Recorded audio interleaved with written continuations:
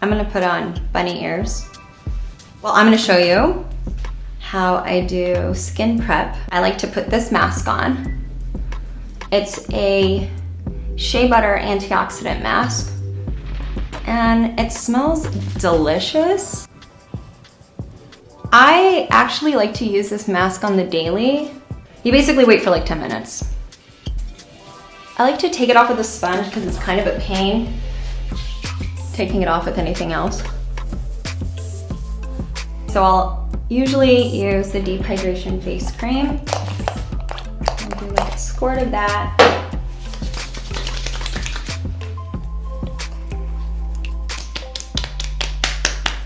A Korean friend of mine told me to beat my face. I don't really like doing this, but she said her mom looks really young and she beats her face. Okay. So this is like a water-based cream. So I go very liberally with this one. And then if you really want to double whammy it, do this bad boy. And this one you can even feel like warm up on your face, and sometimes my face gets like a little bit red.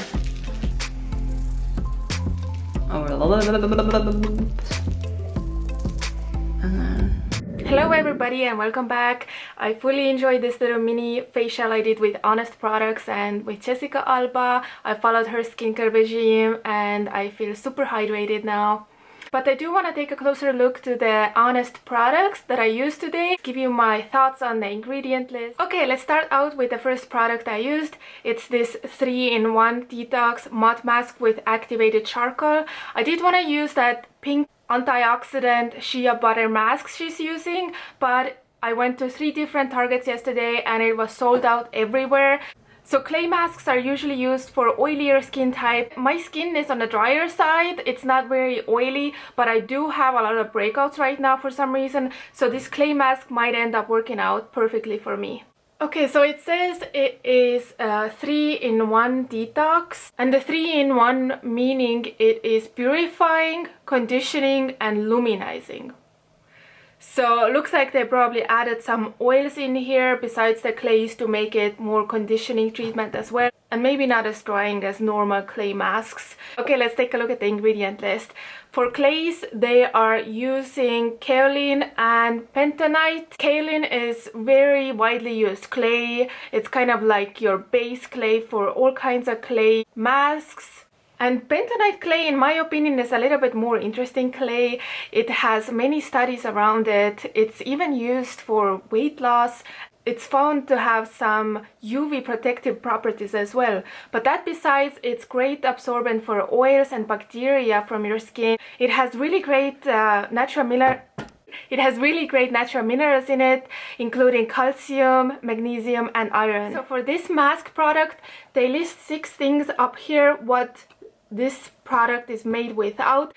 One of the things they mention here, it's made without propylene glycol, and I'm not a fan of propylene glycol. As we know, I talked about it in my La Mer mask video. I link it over here. But as we go down on the ingredient list here, after the clays, the 4th ingredient in the list is propanediol. And propanediol is very close to propylene glycol. They have very similar molecular structure. And propanediol usually is petroleum-based ingredient, depends how they manufactured it. And if you are sensitive to petroleum-based products, but since it is a mask and a wash-off mask, and it's not a leave-on product, this will make this product more safer to use. For the activated charcoal part, they're using volcanic ash, which is used for gentle exfoliation. So for the conditioning part of the mask, they're using shea butter and also a couple of really interesting oils I found. It has sea buckhorn oil and also pine needle oil, which both of these oils are very widely used in Nordic countries for anti-aging purposes. Sea buckhorn oil has a lot, it's very potent in antioxidants and vitamin C and natural omega-3 fatty acids. There is a little bit of silica in here which can clog pores, but since it's a wash-off mask and not a leave-on product, it shouldn't be a problem. For preservatives, they're using more naturally derived preservatives, which is a good sign, nothing harsh in here. They're using ethyl glycerin for preservative purposes, which is a preservative derived from glycerin. Overall, there's nothing harmful in here other than the propanediol, no parabens, and it's a really good natural clay mask. The second product she's using is this deep hydration face cream, and I really love the feel of it, and the scent was really pleasant as well. Now let's take a closer look at the ingredient list. Okay, so they are using few of the thicker, waxier bases for the cream, so if you are a little bit breakout prone, this might be too heavy for you. It might be a little bit clogging your pores, so definitely this would be, I would suggest this for a little bit more mature skins. They are using radish seed oil instead of the silicones, which is a good sign. Nowadays, a lot of the newer formulations are trying to stay away from silicone, and they've discovered a radish seed oil that perfectly replaces the silicones. It has the same type of a feel. Now I do see dimethicone in here. Dimethicone does have a little bit controversy around it. I don't think it's fully bad, but some people do have sensitivity towards dimethicone and it might make you break out a little bit. But if you do not have sensitivity towards dimethicone, it does not have any harmful effects on your skin. They are using radish seed oil here already for instead of the silicones, but they have added the dimethicone in here still, which is a silicone. Okay, let's keep going.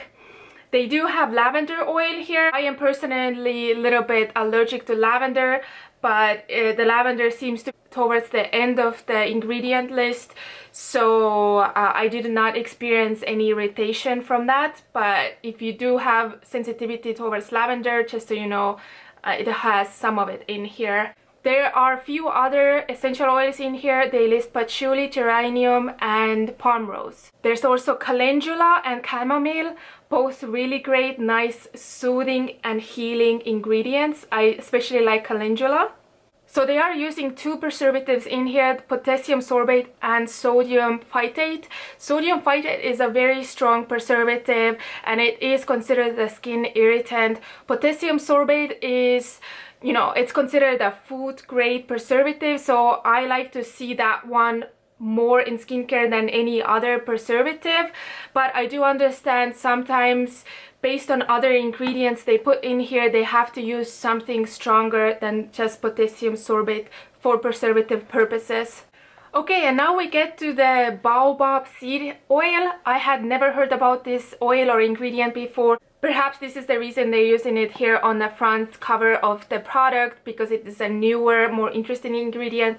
What I found about it online is it said it is vitamin-rich oil from a tree, but in my opinion, there's more interesting ingredients in here. One of them being beech tree bud oil, which is a newer ingredient used in anti-aging cosmeceuticals, but it's already proven to be really effective for collagen building.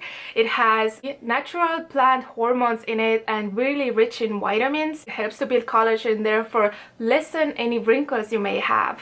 So I'm really excited about that. Another one, they've also added seaweed extract in here, and I love seaweed extract in anti-aging. I've talked about it before. And the third one, which I don't see often enough, is a cactus extract. Cactus extract is used for lifting effect. So those three ingredients, and I have underline them here. Unfortunately, they are quite in the end of the ingredient list here, which means there's probably less than 1% of those ingredients in here, and they're right in between those two preservatives. So I would like to see a product with those three ingredients, but them being here on top of the ingredient list. But I do understand that that would drive the price of this product way up, and it no longer would be in the target price range. I can tell you honestly,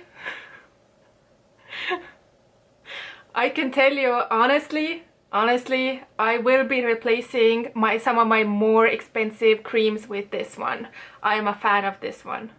Which brings me to the thought that maybe this is the reason she used this heavier cream underneath a lighter water-based cream, because she wanted the full benefits of those amazing ingredients that are in here. And then she followed up with a water-based hyaluronic acid cream. So yeah, normally you would say that you use water-based cream or serum beforehand and then follow up with more of a thicker, oilier base, kind of seal in that water. It really does not matter, but because a lot of times in those thicker creams they do put some hyaluronic acid in there, and to mix a separate hyaluronic acid on top of your thicker cream, it's completely fine, because the hyaluronic acid, the molecule of the hyaluronic acid, does not penetrate the skin anyway. It's more for the effect of the immediate plumpness of your skin. So the hyaluronic acid usually just sits on top of layers of your skin and plumps up that layer because it draws water from outside. And yeah, I think the way she used those two creams is just genius. I'm gonna be using those two creams exactly how she did. She used this amazing ingredient product first and then followed it up with the hyaluronic acid cream, and also using this for the massage, and it really worked great for the massage part. It had really nice slip to it, so I'll be using this cream for my facial massages from now on as well. Okay, so let's quickly take a look at the ingredient list for the Hydrogel cream as well, with two different types of hyaluronic acid. And the first thing that pops out to me right away, the ingredient list is quite short, and I always like that for some reason, because that just means to me that I am not overwhelming my skin with a bunch of different ingredients, and less chances of there being something harmful for my skin as well. Number 2 ingredient is squalene. So I love squalene in skincare. Nowadays, squalene plant-based. It's usually produced from olives, and squalene is a really good, it mimics your own skin barrier function, so that's the reason I like squalene. Okay, so I do see propanediol again in this formulation as well.